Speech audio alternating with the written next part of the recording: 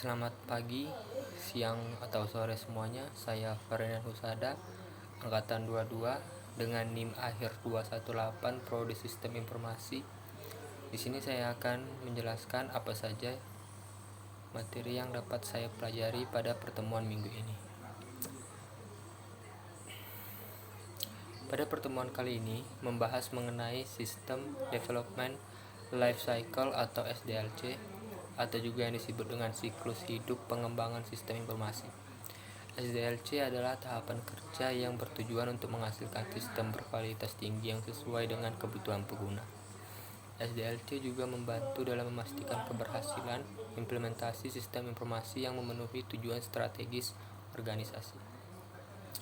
Tujuan utama SDLC adalah untuk memecahkan masalah pengembangan secara efektif dengan menghasilkan solusi yang terstruktur dan terdokumentasi secara formal sehingga proses pengembangan menjadi lebih terorganisir. Konsep SDLC terdiri dari serangkaian tahap yang harus dilakukan dalam pengembangan sistem informasi menurut Dennis tahun 2005.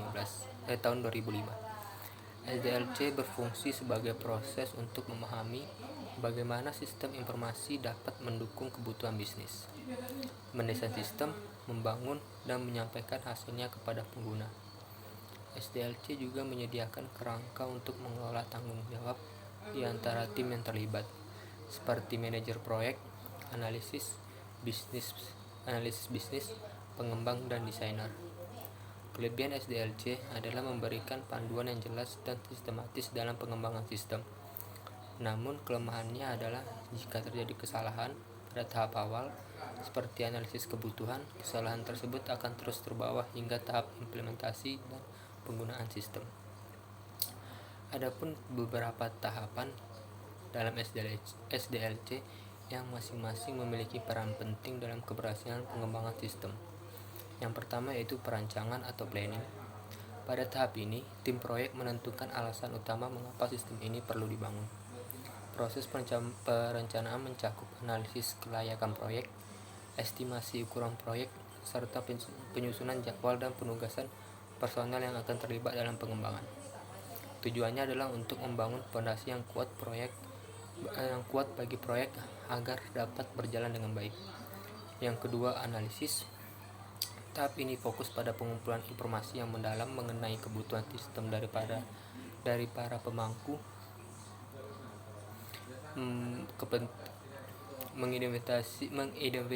mengidentifikasi siapa yang akan menggunakan sistem, apa yang dibutuhkan oleh pengguna, kapan dan di mana sistem akan digunakan, serta bagaimana alur bisnis terkait. Pada tahap ini, prototipe awal seringkali dibuat untuk memvisualisasikan sistem yang akan dikembangkan. Yang ketiga, desain. Setelah kebutuhan pengguna ditetapkan, sistem mulai dirancang. Proses desain melibatkan dua level, yaitu desain level tinggi atau arsitektur sistem, integrasi jaringan, arsitektur aplikasi, dan desain level rendah yaitu antarmuka pengguna dan integrasi database. Pada tahap ini, detail teknis dari sistem mulai dibangun, termasuk konsep bagaimana data akan dikelola dan bagaimana komponen sistem akan saling terhubung. Yang terakhir yaitu implementasi.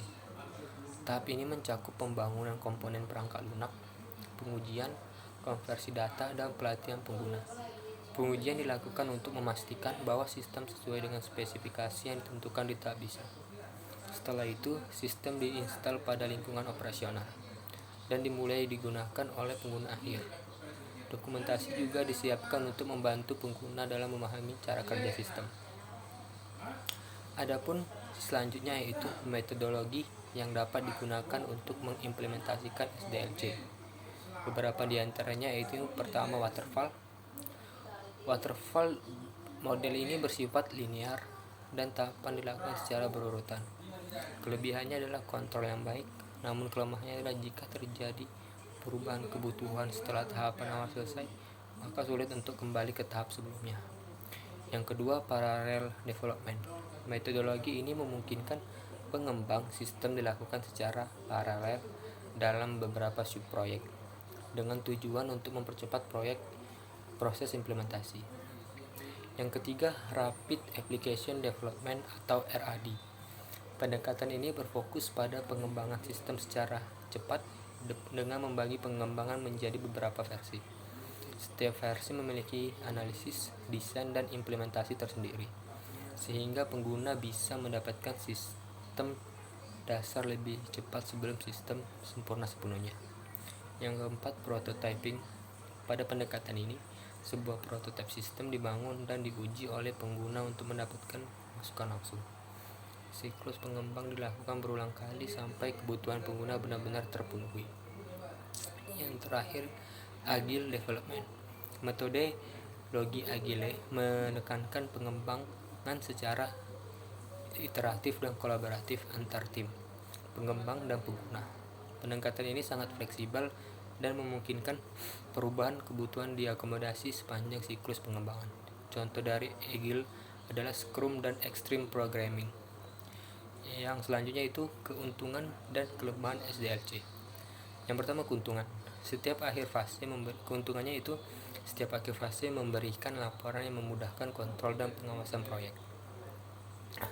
Selanjutnya, dokumentasi dilakukan secara formal sehingga memudahkan penelusuran dan perbaikan jika ada perubahan.